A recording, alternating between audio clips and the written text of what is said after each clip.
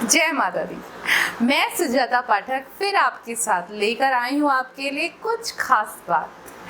कुछ भी खास बात बताने से पहले मैं बड़ों को प्रणाम करूंगी और छोटों को बहुत सारा प्यार दूंगी। तो क्या है वो खास बात जानना चाह रहे होंगे आप, लेकिन उससे पहले आपको क्या करना है, सब्सक्राइब कर लीजिए हमारा चैनल, और जिन्होंने नीचे दिए गए बेल आइकन को नहीं दबाया है वो हमारा नीचे दिए गए बेल आइकन को भी प्रेस कर दीजिए। इससे क्या होगा, इससे ये होगा कि जो हमारी आने वाली वीडियोस की नोटिफिकेशन है वो आपको मिल जाएंगे और आप हमारी वीडियो देख सकेंगे। तो आज मैं क्या खास लाई हूँ आपके लिए, आज मैं आपके लिए खास क्या लेकर आई हूँ, आज मैं आपके लिए खास लेकर आई हूँ विजयदशमी पर आप क्या क्या करें जिससे कि आपके घर में जो सुख समृद्धि है, धन धान्य है, आपकी घर की स्थिति कैसे सुधर सके, क्या आप कर सकें, कैसे किन उपायों द्वारा आप अपने घर में बरकत कर सकें और किन उपायों द्वारा आप अपने घर में रोगों से मुक्ति पा सकें, किन उपायों द्वारा आप अपने घर में सुख समृद्धि पा सकें, अपनी स्थिति को सुधार सकें। तो आइए शुरुआत करते हैं हम इस वीडियो की, लेकिन आप लास्ट तक हमारी ये वीडियो देखेंगे क्योंकि बेहद बेहद रोचकपूर्ण और बेहद जानकारी वाली ये वीडियो है जिसके अंदर बहुत सारी चीज़ें मैं आपको ऐसी बताने वाली हूँ शायद ही आपको पता हो। तो शुरुआत करते हैं। विजयदशमी क्यों मनाई जाती है तो सबको पता ही होगा क्यों मनाई जाती है। आइए मैं आपको बताती हूँ, ये भी मैं आपके साथ शेयर कर देती हूँ। जिनको पता है वो भी अच्छी बात है, जिनको नहीं पता है तो ध्यान से सुने। विजयदशमी का त्यौहार इसलिए मनाया जाता है हिंदू धर्म में क्योंकि इस दिन कहा यह जाता है कि इस दिन श्री रामचंद्र भगवान ने रावण को पराजित कर बुराई पर अच्छाई की जीत हासिल की थी। हाँ जी, बुराई का नाश किया था और अच्छाई विजयी हुई थी। राम जी ने कितने वर्षों तक युद्ध किया रावण से सीता जी को वहां से मुक्त कराने के लिए, और फिर उन्होंने बुराई पर अच्छाई की जीत पाई थी। रावण को पता था कि मेरा काल आने वाला है, परंतु वो भी निरंतर लड़ते रहे क्योंकि उन्हें पता था कि मेरी मुक्ति का रास्ता यहीं से है। तो उनके घर में एक से एक पराक्रमी थे, लेकिन सभी क्यों परास्त हुए क्या आप जानते हैं? सबको पता था कि यह हमारा काल है और हमें यहीं से मुक्ति मिलेगी। तो कर्म अपने ठीक कीजिए, बुराई नहीं करनी है, ना ही किसी की बुराई सुने ना ही करें। अच्छे कर्म कीजिए जिससे आपकी समाज में मान प्रतिष्ठा बढ़ सके। बुरे कर्म ना कीजिए क्योंकि बुरे कर्म से आपके घर वालों पर भी प्रभाव पड़ता है और बुरे कर्म करने वाले व्यक्ति का कभी भी अच्छा नहीं होता, हमेशा रावण की तरह ही नाश होता है। जी हाँ, तो बुरे कर्मों से दूर रहें। अब इसी के साथ मैं आपको बताऊंगी कि आप कैसे उपाय करने के पश्चात अपने घर में इस विजयदशमी को बना सकते हैं खास, कैसे ले सकते हैं आप भगवान श्री राम से आशीर्वाद। तो आइए शुरुआत करते हैं। सबसे पहले मैं आपको बताऊंगी कि आपको सुबह उठना है। विजयदशमी पर सुबह उठने के पश्चात आपको साफ सुथरे कपड़े पहनने हैं, धुले हुए। अगर नए बना सकते हैं तो नए बनाइएगा क्योंकि नए वस्त्र पहनने से ये कहा जाता है कि उस दिन पर्व का दिन होता है और उस दिन विजय का दिन होता है, तो एक हर्षोल्लास होता है। तो अगर नए वस्त्र बना सकते हैं तो पहनिएगा, अन्यथा जो आपके पास हो, कहने का मतलब सिर्फ इतना है कि स्वच्छ होने चाहिए। उसके पश्चात आपको पूजन करना है विधि अनुसार। जिस प्रकार भी आपके घर में जिस विधि अनुसार आपके यहाँ पूजन होता है, आपको उनके अकॉर्डिंग, अपने परिवार के अकॉर्डिंग पूजन करना है।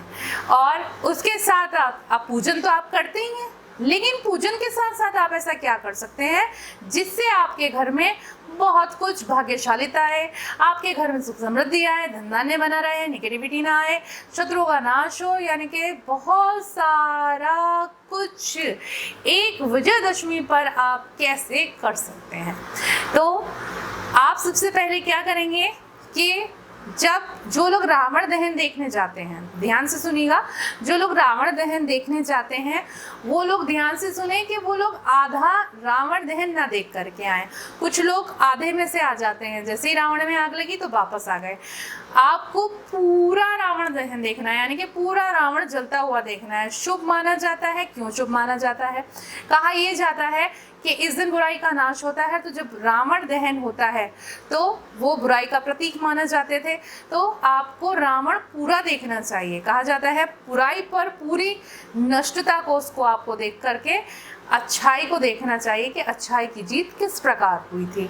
तो आप आधा रावण जलता हुआ कभी ना देख कर आए, आप पूरा रावण जलता हुआ देख कर आए, शुभ माना जाता है। साथ ही साथ आपको क्या करना है कि ये पर्व विजय दिवस के रूप में मनाया जाता है। तो इस दिन घर की स्त्रियों द्वारा पुरुषों के माथे पर रोली या हल्दी से तिलक किया जाए। क्यों किया जाए? अब आप ये सोच रहे होंगे कि तिलक क्यों करना चाहिए।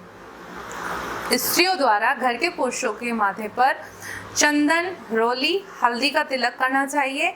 इससे क्या होता है कि आपके घर के जो पुरुष होते हैं वो प्रत्येक क्षेत्र में वो बाहर जाते हैं, रोजगार करने जा रहे हैं, जॉब करने जाते हैं, या व्यापार करते हैं, या किसी भी कुछ भी करते हैं, किसी भी क्षेत्र में है, तो वो उसमें विजय प्राप्त करते हैं। जी हाँ, विजय दिवस यानी कि विजयदशमी पर आपको अपने घर के पुरुषों को तिलक करना होता है और साथ ही साथ कामना करनी होती है कि हे भगवान श्री राम, जिस प्रकार आप विजय होकर घर वापसी लौटे थे, इसी प्रकार हमारे घर के पुरुष भी हर क्षेत्र में विजय प्राप्त करें। अब आपको क्या करना है? दूसरा उपाय आपको करना है कि आप आहुति दें। आप अपने घर में अगर हो सके तो इस दिन हवन रखें। हवन में आहुति दें बुराइयों के साथ साथ आपको पता है हवन से और क्या होने वाला है। मौसम चेंज होता है इन दिनों, तो आपके जो भी कीट पतंगे होते हैं या जो भी बीमारियां होती हैं वो भी दूर होते हैं उस हवन के धुएं से। और साथ ही साथ क्या होता है कि निगेटिविटी आपके घर में प्रवेश नहीं करती है। जी हाँ, वो धुआं इतना ज़्यादा शुभ माना जाता है कि उस दिन बुराई का नाश होता है।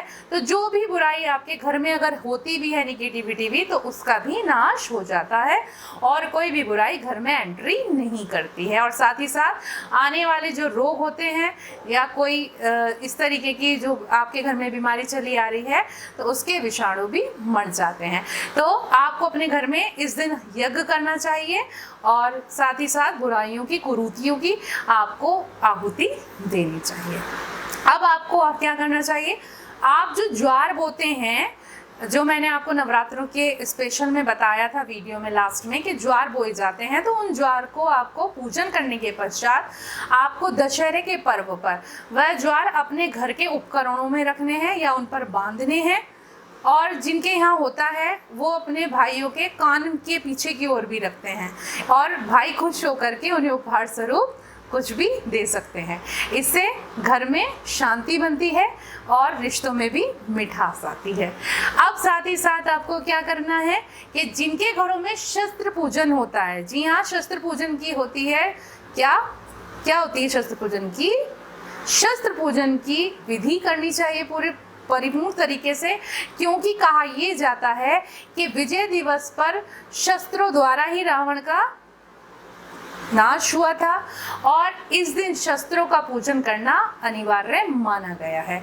तो शस्त्रों का पूजन करें, उन पर होली से तिलक करें, कलावा बांधें अपने शस्त्रों पर। और शस्त्रों का पूजन करने से आपको पता है क्या होता है?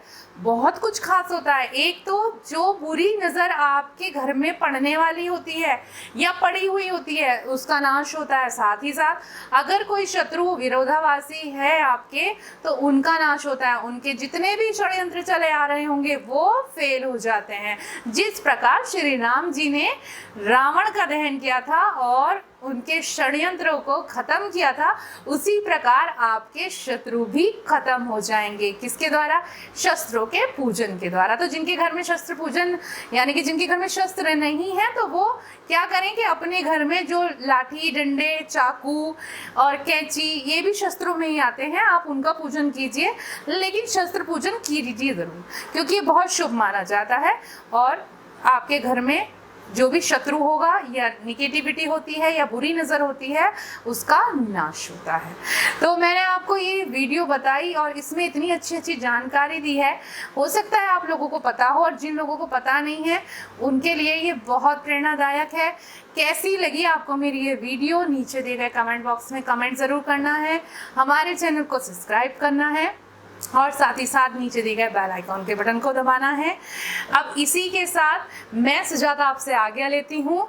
आपको विजयदशमी की बहुत बहुत शुभकामनाएं। बुराइयों का नाश करें, अच्छाइयों को अपनाएं, बुरे कर्मों को छोड़ के अच्छाइयाँ अपनाएं। साथ ही साथ क्या करना है कि आपको झूठ का सहारा नहीं लेना है, सच पर चलना है। जो लोग सत्य की राह पर चलते हैं वो एक ना एक दिन विजय प्राप्त जरूर करते हैं। तो आपको ध्यान रखना है कि आपको बुरे कर्म नहीं करने हैं, बुराइयों का नाश करना है। आज से ही प्रेरणा बना लीजिए आप कि जो भी अगर बुरा काम हम कर रहे हैं उसको त्यागना है और साथ ही साथ झूठ नहीं बोलना है। भगवान राम की भांति आप उनके अनुसार ही उन्हीं की दी हुई राह पर चलिएगा। देखना भगवान राम की तरह आपको भी हर क्षेत्र में विजय प्राप्त होगी। हाँ जी, इसी के साथ मैं सुजाता आपसे विदा लेती हूँ। नमस्कार। सभी अपने घर में स्वस्थ रहें और विजयदशमी की हार्दिक शुभकामनाएं।